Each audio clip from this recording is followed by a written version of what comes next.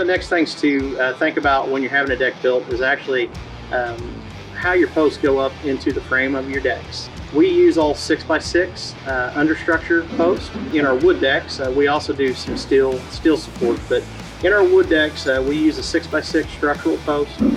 Those posts are notched. We actually cut those posts out to receive the 2x10s or 2x12 joists that we're using, and then we actually use what we call ledger lock bolts, and that's what we actually bolt it together with.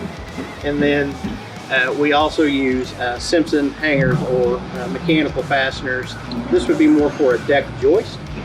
So we also use structural fasteners to fasten your rim plates or your joists to your structural post as well.